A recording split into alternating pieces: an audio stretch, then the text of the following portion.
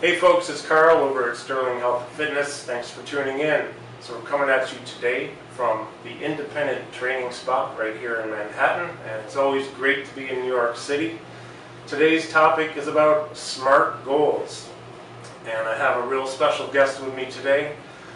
He is an educator for the National Academy of Sports Medicine, also holds the CPT, CES, PES, and the MMACS designations with National Academy of Sports Medicine.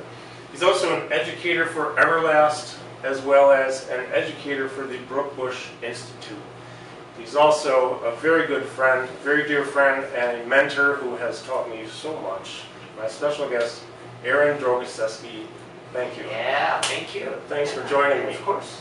We've been trying to get together for a while, and it's good to finally meet up here and talk about SMART goals.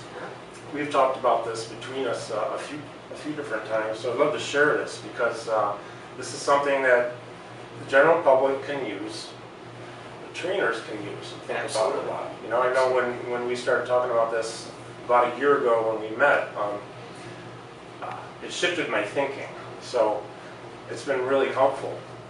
Tell us, what are SMART goals? How do you define them? So SMART goals, and it's written right back here on the board. You know, the definition of the acronym SMART is specific, measurable, attainable, realistic, and timely.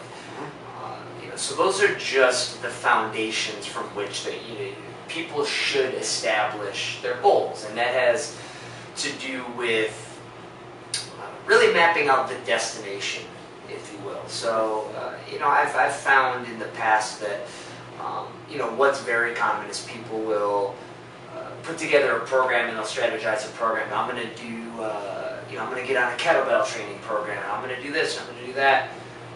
And there's nothing wrong with that, but that's like planning a road trip and your only focus is on the car.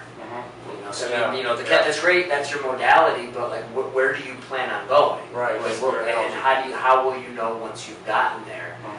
You know, so it has less to do with the modalities. I mean, because you can have a SMART goal in just about anything, but more to do with having benchmarks and understanding this is what I'd like to get out of it. Right. So it has less to do with the what, more to do with the when, who, and why. You know, why am I doing these things? You know, what am I looking to get out of it, and when will I know that I've gotten there? Right. And more importantly, if I haven't, what can I do to change it? So they're just easy ways to really format a comprehensive and well thought out program. So yes, I mean, we can take the time and just break them down. You know, so you know, when I say specific can apply to really just about anything. I mean, it doesn't matter what your goal is. For some people, it's body composition. You know, I want to gain weight or I want to lose weight. For some people, you know, it might be performance enhancement. But I found that one of the most challenging jobs that I've had with clients is trying to get them to think in those specific terms. You know? So one answer I get all the time, you know, you sit down for the first time, what would you like to do? I want to get in shape. You know, my answer all the time is, well, round is a shape. Like what does that mean? I've heard that before. I love that. Yeah. Totally forgot about it. That's very good. Yeah. You know, and just to get people to really, you know, put it into a measurable term. I want to lose this much weight. And that's the easier portion, but there's plenty of people out there that have no concern for body composition, or maybe don't have that far to go, but it's, you know, as you start to get into performance enhancement, it's still just as important. You know, you need to figure out what it is exactly that you would like to see change with your body. So, you know, that's step number one. Measurable, and you know, I started poking into that. You know, with body composition, it's easy. I want to gain this much weight. I want to lose this much weight. But with performance enhancement, I think that this is where we're going to get the most out of this conversation is, you know, first figuring out how is it that you want to change your performance? Is it that you want to get faster? Is it that you want to get stronger? You know, because for every person it's going to be slightly different.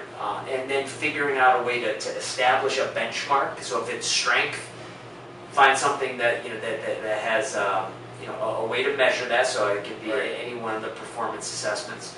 Have a benchmark for where you are, but then also have a benchmark for where you would like to go to. Attainable and realistic, I'll just bunch those up. You know, you need to not for the sake of being redundant, but it needs to be realistic. I mean, it's not poetically named. I mean, if you're only benching 150 pounds, well, I want to bench 400 pounds in the next 3 weeks. Yeah. Like, well, I'm sure you would, but it's not going to happen. So, making sure that you have a good understanding for the way the body adapts to things, and that's where a fitness professional comes in, is helping the client to understand, like, in the grand scope of all the things you could do inside and outside the gym, how will the body adapt, be it through body composition or performance enhancement. And then timely, having an understanding of when it is that you would like to see that change happen, but also making sure that that it's sooner than later. So a series of small goals, because what tends to happen is if you set a goal that's too long of a timeline, several things happen. One, you tend to lose focus, but more importantly, let's assume the worst case scenario, you're off track, and in 6 months or a year into it, you realize, man, I messed up. Yeah. That's a lot of time to spend, going back to try to figure out what went wrong, versus when you establish 4 to 6 weeks, that's time. There's an end in sight. And even worst case scenario, you don't hit that benchmark, you can go back, go through all your logs and figure out what went wrong, make your tweaks, and then that's only 4 weeks, not optimally spent. Right, and actually what I've noticed in our industry, not knocking any trainers or anything, but the fact is that I see quite a few trainers out there, they're not using a formula like this. And their client will explain to them, I want to reach this goal by that date. And even if it's completely unrealistic, the trainers, yes, we'll do it. But the problem is, you're setting them up for disappointment. For sure. Even if there's no trainer involved, obviously, if you're setting your own goals, you can set yourself up for disappointment. If you don't have a plan to get from A to B, if it's not realistic, it's probably not going to happen. Of course. And then disappointment happens, like you say, wasted time, starting over again, lack of focus. It's a great plan. Yeah. And I don't think that there's anything wrong with falling short on a goal. It happens because, you should start with an easier goal in the beginning, so because a series of small wins obviously leads up to a bigger win, and it promotes a sense of accomplishment, and that motivation starts to build. But there's going to be times where, as you challenge yourself more, fall short. But one thing that I think applies to both trainers as well as fitness enthusiasts that don't have a trainer is when you're sitting down to think about your goal. The best analogy I've ever been given is the parallel between a taxi driver and a good coach. Mm-hmm. They almost seem like they have nothing to do with one another, but if you think about it, if you're coming into your fitness professional, to your trainer, your coach, and the only thing you're doing is working up a sweat, and it's fun, and maybe it's challenging, but there's no destination. Being in New York City, I could have the greatest conversation with a cab driver in the world. He could take me on the most scenic route of New York City, but I'm paying him for one thing, to get to where I want to be. Right. Like, I get into that cab, I know exactly where I want to be. Mm-hmm. The conversation's great. You can say, man, it's a nice scene, but I expect to get to where I'm going. I know it, and I think with fitness, that's what we lose sight on is, we can get sidetracked and distracted by the intensity of the workout. I worked up such sweat. That's great, but where is it going to? Yeah, that's a good point. Is it consistent with what you want out of your training? And if the answer is, I don't know, well, then it's time to sit down and really figure out, where is it that I want to be? How am I going to get there? And in how long a period of time? That makes sense. Good. That brings up another question. Sure. I hope I have an answer. So my question is, you have a program called the Daily Move Challenge, and I was wondering if you could tell us what that's about. For sure. It doesn't matter, going back to what we talked about, body composition or performance enhancement, the reality is it doesn't really matter what your goal is. They both have the same foundation, which is consistency. You could have the most intense program in the world, but if on a long enough timeline, if you don't adhere to it, you're never going to reach your goal. So what I've found in my almost 20 years of experience as a trainer and as a coach is that is the biggest challenge people have. Is it's not coming in and giving it 100% once you're here and going hard. It's being able to stay consistent and accountable. Right.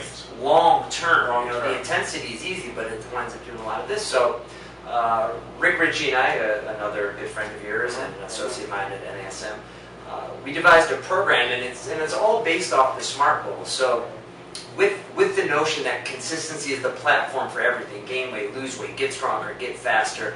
The specific and measurable goal is to work out or perform a fitness-related task every single day of the week for 8 weeks straight. That's going to incorporate some corrective exercise for people that have any type of knee issues or hip issues or back issues and neck. Right. We have a series of different movement prep exercises. So it's 5 minutes of movement prep, take care of your body, 5 minutes of conditioning. That's the specific and measurable part. Just do 10 minutes minimum every single day for 8 weeks. And if you want to do more, great. That's up to you. But that's the challenge. Attainable. Again, that's why we limited it to that. Is we found that what gets in the way of most people being consistent is, I don't have the time. I don't have the time. But you do, and what most people really linger on is the anxiety of the workout. It's not the workout themselves. Is they hold themselves to an unrealistic measure, which is, well, I should be doing 45 minutes to an hour every day. Like, yeah, you should, but who has that time to do that? So that's where we neutralize this. It is attainable. You can do 10 minutes, and 10 minutes is realistic. And after you've done that, if you have time for more, great. And timely, like 8 weeks, just get through that. We do it a few times a year. And we found that it's, once you put all these things on the table and you make people realize, like, I can do that, and there's a light at the end of the tunnel. I just have to focus on getting through the 10 minutes. Right. No matter how crazy my day is, like, I feel empowered. I can do that. We've had great success. I mean, you do the daily I'm in challenge. the third challenge. Yeah. I've done all of them so far, and so they provide the videos too. Every day there's an email with links to videos, whether it's cardio, strength, and then there's extras. There's always extras, so you can do extra moving, extra strength, or cardio. I like it because it introduces me to new exercises. Yeah. And of course, I've hung around you guys a lot, so I'm familiar with many of them, but other challengers, these are brand new. I mean, who's ever used a towel before to do cardio or strength? It's really cool. I also like the fact, and I share a lot of this with my clients, is, backing up for 1 second, I know you run into this, and I do too. Trainers run into this. Clients saying, I just don't have time to work out, or I can't go to the gym and back, or I don't have any equipment here. You don't need it. A towel and body weight, you're done. In 10 minutes, and that's it. So there pretty much isn't any excuse. No, I mean, we tried to. I suppose there could be an excuse every once in a blue moon, but this kind of busts the excuse thing, because it's kind of hard not to come up with 10 minutes, if you're committed. So I digressed for a minute, but I love how you guys provide the videos, you provide the instruction, and the challenges are really nice. Yeah, I mean, and the whole goal is again, understanding what people should expect. You should expect to just be consistent. Where you go with it from there, that's up to you. And once fitness becomes part of your life, it's on it's on your mindset every day. I need to do this, and I need to get on track with my 10 minutes. Sky's the limit. You can use that consistency to go lose weight. You can use that consistency to go develop more speed and more power. One thing that Rick and I came up with that I think is pretty funny, we added 2 extra letters to the SMART goals. We created the Daily Move Challenge SMARTy goal, so the extra I and the E. On top of all these, the I would represent individualized. So what sometimes gets in the way of people moving is discomfort. My knee's kind of aching, and I feel like I'm getting older, my shoulder's been bothering me. The individualized movement prep that we provide, take care of your body first, undo that soft tissue imbalance around your knee so that your knee can function the way it's supposed to. Then when you go work out, a lot of those the creakiness, if you will, should be should be subsided a little bit. And then the E, which is the most important part, enjoyable. And I think that it doesn't matter how comprehensive a workout program is. I mean, if you're, if it's a struggle emotionally to get yourself there, like, I don't feel like doing this. This is not something I enjoy doing. You're not going to do it. So, we really try our best to not only come up with new, fun ways of working out, but the dynamic is playful. I mean, people, the more we represent playtime in our activities, the more fun it is, the longer that you're going to stay committed. Yeah, that's true. And the videos are fun. Yeah. You guys are really good together, and I find it actually entertaining while I'm working out because, there's humor in there, but they're serious too. I mean, the cueing, the coaching, it's top shelf, it's serious, but it is very enjoyable. I like it a lot. Appreciate that, yeah. So the website for this is, what is the website? www.thedailymovechallenge.com. I'll put a link on the screen to that. That's good. Yeah, we also have a Facebook page. So if you look us up on Facebook, there's a page there. On the website, we have some sample videos, sample cardio, sample strength. We've got some of the movement prep on there, some testimonials. Yeah, the people who I've gotten involved with it over time, I mean, some of them are my clients, so they're used to movement prep with me, but others are not, and they love the movement prep. Yeah. A lot of people are not aware of movement prep. They think it's the old-fashioned, get this race, get warmed up, as they say, which is a whole other conversation. Because we can sum that up real quick. The reason why you start sweating when you're warming up is your body's trying to get back to 98. Your body's 98.6 degrees all the time. Getting warm has nothing to do with that. But the whole self-myofascial release followed with appropriate stretches for specific for what your body needs. The appropriate needs that you have in overactive musculature. I mean, those are powerful videos, powerful ways to get your body prepped for a good, safe, intense, effective workout. So that's great stuff. Well, this has been fantastic. Yeah, always fun. Thank you, Aaron. Always fun. Always a pleasure. Thank you. And it's always great to be have time with you. I always learn so much from you. I appreciate that. Remember to check out thedailymovechallenge.com. Move Challenge. And we'll make sure there are links to that on the screen, as well as their Facebook page. Thank you again, my friend. Yeah, thank you. Appreciate it. Thanks for watching, everyone. Have a great day.